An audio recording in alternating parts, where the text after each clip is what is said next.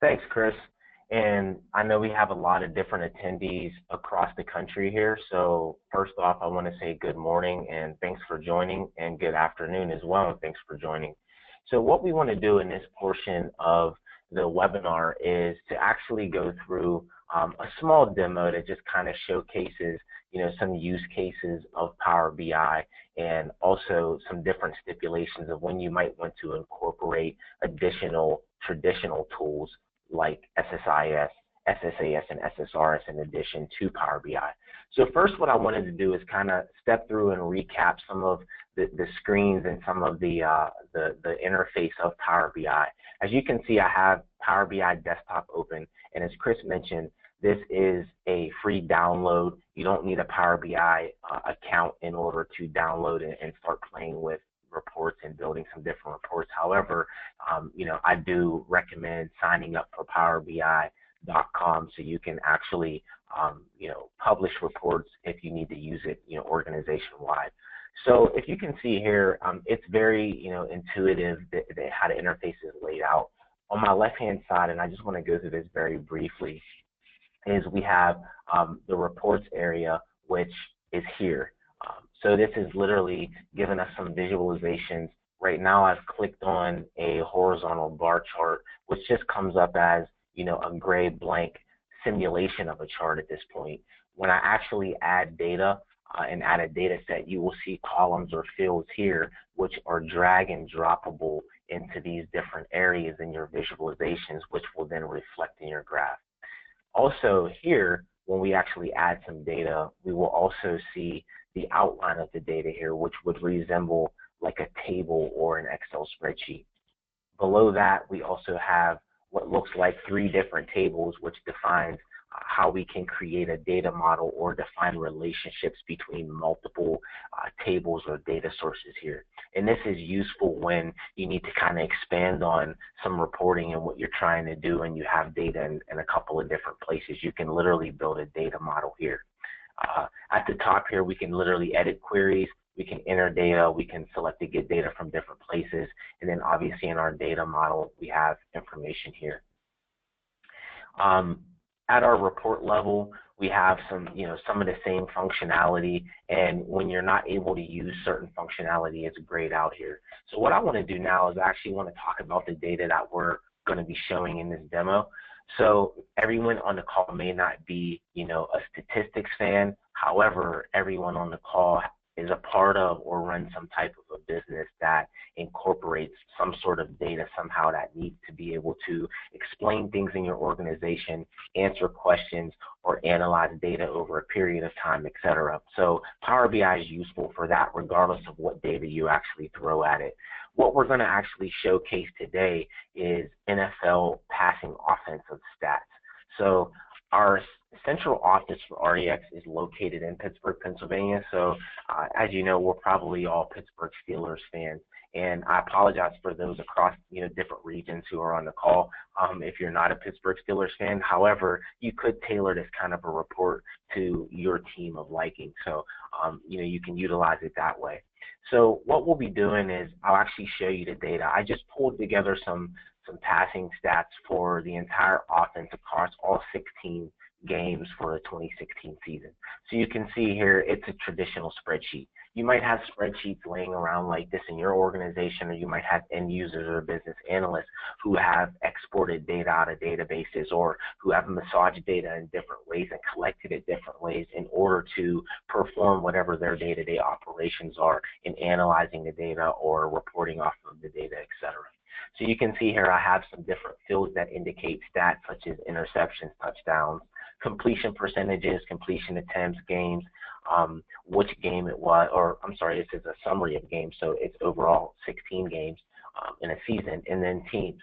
So obviously we look at this kind of data, and we might actually even send this type of a spreadsheet to people in our organization or to clients if we're a managed service provider, or if we're managing a piece of a business for individuals to supply them with reporting or data. However, your eyes can start to cross in different things when trying to compare these different pieces of data. So that's when we need to utilize a tool set like Power BI in order to analyze the data and give us great visualizations in order for us to facilitate and answer different questions in different pieces of our business to accelerate marketing campaigns, et cetera, in different areas. So that's just a use case example. So what I want to do next is I actually want to go into the report that I've created. So this is the report that I've created, which indicates Pittsburgh Steelers 2016 passing offense. What I have on the left-hand side is some KPIs, which are key performance indicators. What this allowed me to do was to focus solely on the Steelers' passing stats in 3 different key areas. One is total yards across the 2016 season, touchdowns, as well as completion percentage. So what I was able to do in my data set was I was able to establish what the averages were across all 32 teams and then set that as a goal and then maximize that based upon the target to show a color coordinated chart that indicates if I'm below, I'm equal to, or I'm above what that goal or that average is. So you can see here in all 3 phases of offensive stats, the Steelers ranked above the average, which indicates that offensively in 2016, they had a pretty decent season, maybe compared to other teams. What I can also see in this top chart here is all 32 teams. I've also established a green line that shows, hey, this is another goal of here's what the average is. Let's see which teams fell above or below that. So by literally just hovering over different access points here in my graph, this gives me the opportunity to be able to highlight a team and look at what their yardage was or total yards if they were above or below the average. So not only can I look at the Steelers and highlight the Steelers because that's the region I'm in, that's the team that I follow, but I can also compare that to other teams across the NFL.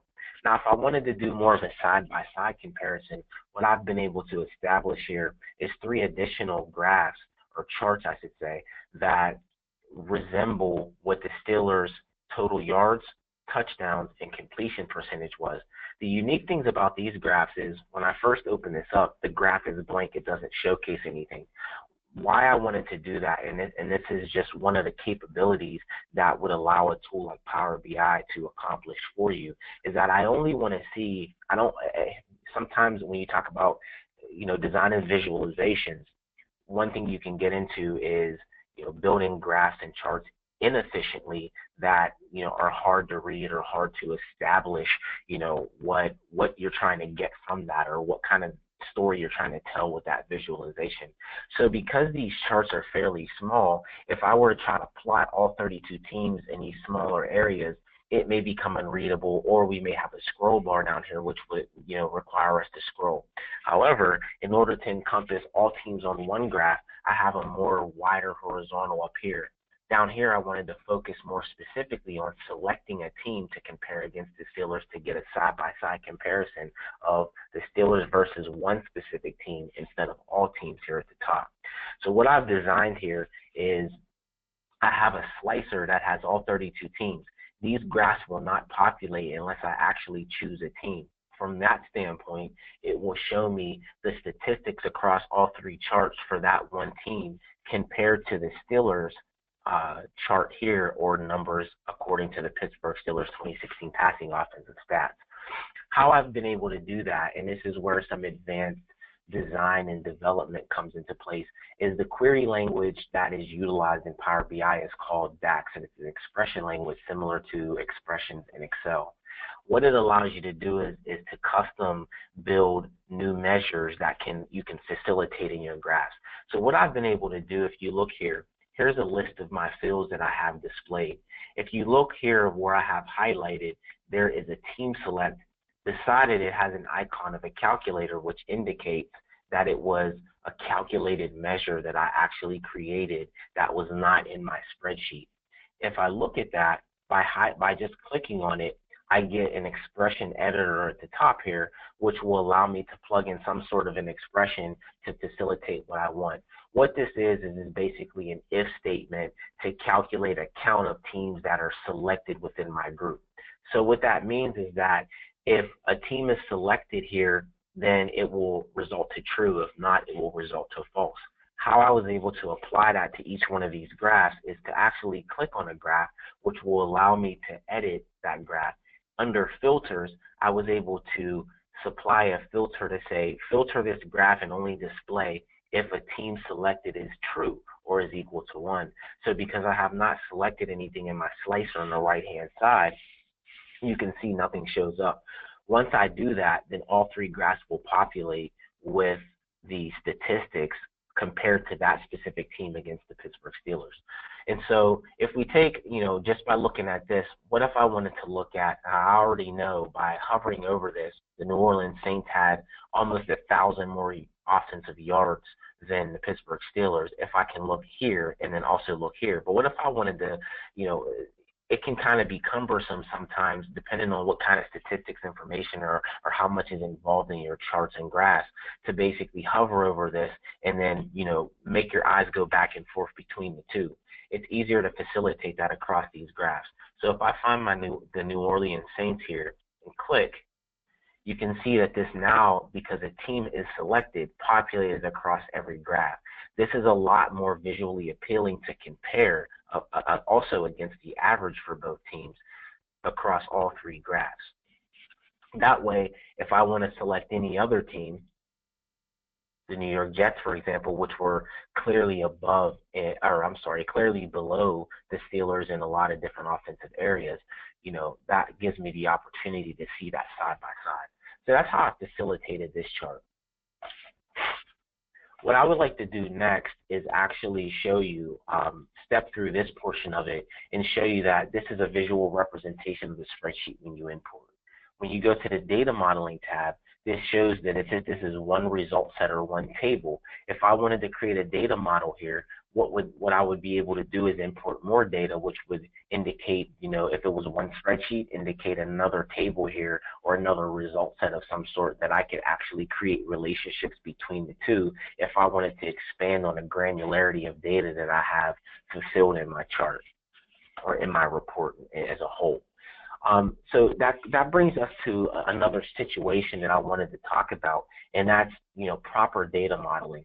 While Power BI does give you the proper information and the proper tools to be able to efficiently data model, sometimes what may happen is because this is a fairly easy tool to use, and obviously it can get pretty complex when you start manipulating the expressions to create different things. But what happens if I have 5 different business users or business analysts who can create reports, and they all generate things differently? They all generate different spreadsheets. They all facilitate and manipulate that data differently. What may happen is I may end up with 5 or 6 different spreadsheets, maybe 10 to 20 spreadsheets that have been used to compile reports, and they may not be properly data modeled. I call it data hoarding, because what ends up happening is, if they're all looking at if they're all looking at NFL stats, there's a possibility that there's overlapping data, whether that's teams, whether that's players, etc. Also, looking at this, the downfall is that I'm subject to what the granularity or data that is here. With the, in order for me to bring in additional information, I can bring in additional spreadsheets that I mentioned and create different data models. But then what happens is I'm stuck with my data being cached in Power BI and the source data being in spreadsheets that have to be maintained at some sort of a file system.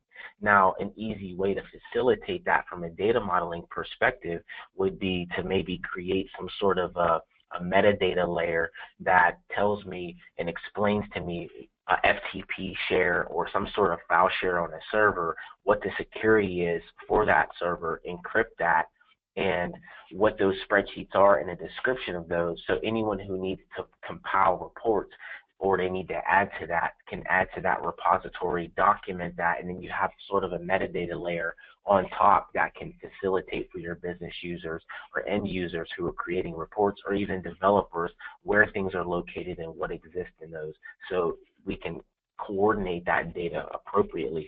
Another way to be able to do it is where we can incorporate traditional SQL Server tool sets. So if I pull SQL Server here, what I've been able to do is I've been able to build a extraction process to go out and gather NFL stats. And I've been able to create a third normal form relational model here where I actually have coaches conference regions and conferences, executives for the teams, passing stats, players, player history. So if, obviously, we all grow older, we all have birthdays. So, players, the life term of a player is on average of 3 years, but across, a given season, a player can change age. So if you want to, start to look at statistics, for example, in this realm of a data set where we can compare, a decline maybe of a player based upon age and, deterioration of, physical attributes for that player, I can have history here that looks at over time when they've progressed in different ages. I can also combine receiving stats and rushing stats. So not only am I looking at just total offensive stats, I can break it down to receiving, rushing, as well as passing. And so what I have here is, as I mentioned, the limitation of this report is that I'm only looking at passing offense for 2016. What if I wanted to look at 2015? What if I wanted to drill down per player and look at passing stats per quarterback? So, in 2015, and I want to go to 2015 because I'm showing 2016, I actually built this data model, and I can select from here and I can drill down, which would allow me to see the actual Steelers quarterback, which games they played in, and what their stats were per game. So not just across all 16 games, what the total for the team was, but I can break it down even per game, per player. And what this data would allow me to establish is that I have a lower level of granularity. So I can see that in week 3, and this is within the 2015 season, that Ben Roethlisberger must have gotten hurt or went out of the game for some reason, that Michael Vick came in and actually, had some stats here. So, I can look at the 2016 passing stats, but if I wanted to look at player, I'm limited in this data set to only looking at it at a team basis. So this is when you might want to incorporate some traditional queries and database structures in order to facilitate more granular level of data. And so from that standpoint, what we end up with is exposing either views or queries to your business users or end users to allow them to build queries against one data set that's managed with SQL Server security, that's managed at a database level where you can do proper backups, et cetera, and be able to, facilitate the reporting needs and be able to expand and scale those reporting needs as well. So with that being said, the last thing that I wanted to show was, and Chris talked about it, very briefly, was the new services with Power BI, which the new model of Power BI Premium. What that allows is a completely on-prem solution. I know some of our clients have HL7 data or, are a part of different type of compliance regulations, whether it's HIPAA, OSHA, et cetera. So a lot of people sometimes may be leery of putting their data into the cloud. Well, with the on-premise solution with Premium, Power BI Premium, you have the ability now to be able to do live queries and be able to store your data locally and cache it locally and store the report locally and not just in PowerBI.com. So in 2016, before Power BI Premium, you were able to upload a .pbix file, which is the file of a Power BI report here, to your SQL Server reporting services. However, when you click on it, it would just direct you to PowerBI.com to actually open that report. But now with Power BI Premium, you have the ability, if you sign up for that service and have that model, to be able to have a fully on-premise solution. Now, while this is currently in preview, it will be expanding on the functionality, once it's actually released. And, Power BI, one thing about Microsoft and Power BI is the community is heavily active. And so what happens is there's new releases almost pretty much every month, and new updates to PowerBI.com, et cetera. So you get a lot of different features that continue to come out. So Power BI is definitely catching up and even surpassing the field for other self-service reporting tools. What I wanted to show last before ending the demo portion of this presentation was to actually show you a reporting services that 2016 instance that I've installed locally here that comes with the SQL Server licensing. So you can see here that this is my 2016 report manager, which is the UI or interface for running reports internally in your organization that are SQL Server reporting services reports. So now with Power BI Premium, there's an actual Power BI report server. So when you download and install Power BI Report Server, you no longer need to configure Reporting Services Report Manager. You can actually deploy Power BI reports as well as paginated reports and SSRS reports to Power BI Report Server. So what I wanted to show you is I actually have two implementations, one of Power BI, the new report server, and then here's my SQL Server reporting services. So you can see that they're fairly the same with fairly the same capabilities as it relates to the way the UI is designed.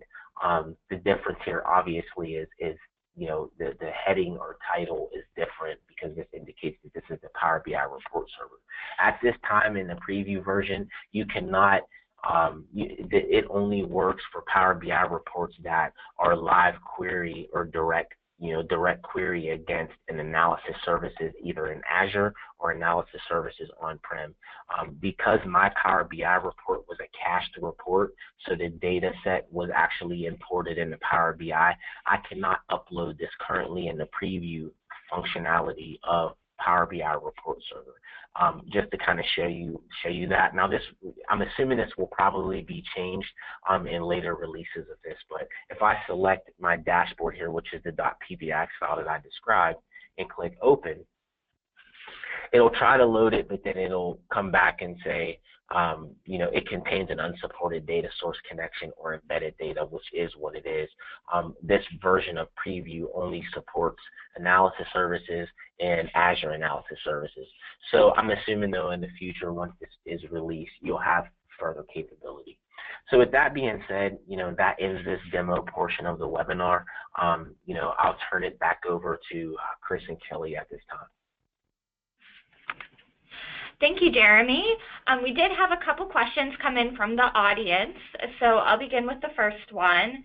How robust is Power BI's Quick Insight utility that you run against the data set?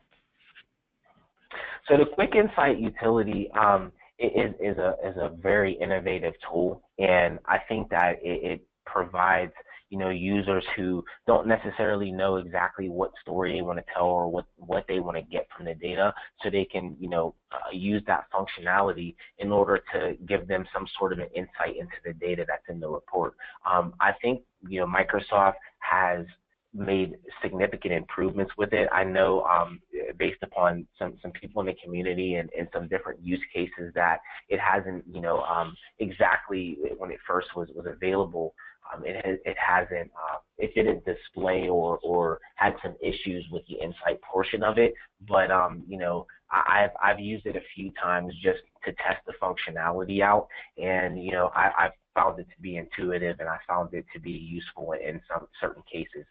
My recommendation though is to go through your traditional business requirements and data discovery phases of, you know, talking to end users and talking to stakeholders and management and talking to individuals who need specific types of reporting to understand what it is they need and what their requirements are, and be able to facilitate that and you know, and design that yourself. So that's kind of my take on that aspect of it. Thank you. And we had one more question. Does Power BI Desktop's data modeling capabilities reduce the amount of effort to model the back-end data stores? That's a very good question as well, Kelly. And I would say it depends on the organization, and it depends on you know, the resources that are available from the IT side of the house. If you have very good developers and you have, you know, very good DBAs, I think it's still pretty beneficial to lock down your data at the SQL Server level and be able to control it on premises, or even in Azure if you use, you know, Azure database as a service. But I still like traditional database modeling. That way I can control it, and then you just expose the report developers or business users to certain views of that or to row level security, et cetera, that you can utilize with like direct query, or that you can utilize for for establishing a security layer, and you have control over that. You have control over the transformation. You're not relinquishing control just against users who, if you have 15 users who have a Power BI Pro license, who can actually get in and start developing, yeah, Power BI does give you the capability to do some pretty decent modeling, but then you might end up with several different data models. And this is kind of recapping some of the things that I said earlier, is that, although you can do some data modeling, your data modeling is per your report. And so when you create that report and you create that content pack, others can use that content pack and you can share that. But then a lot of the times you get individuals, it's harder to manage, is what I guess I'm trying to say, is that, you can end up with several different data models that have overlapping data, whereas you create a traditional data model and then control the security to that, and then you can supply views and supply queries to those end users to be able to utilize. So it's kind of, it doesn't really minimize the effort of, a traditional data model. It just provides some additional capabilities if you don't have a strong DBA or developer staff on the back end that create the proper data models, and you want to get quick reporting out, then it does give the capability to do that. Great. Well, thank you very much, Jeremy. Those were all the questions we had from our audience. So I just want to thank everyone very much for attending today, and also Jeremy and Chris for hosting this presentation. We hope you can join us next month. Our presentation will focus on open source database management systems. We'll discuss where they fit and how they are positioning themselves in the market. So we hope you all can join us next month. And thanks again for attending today. Thanks, everyone.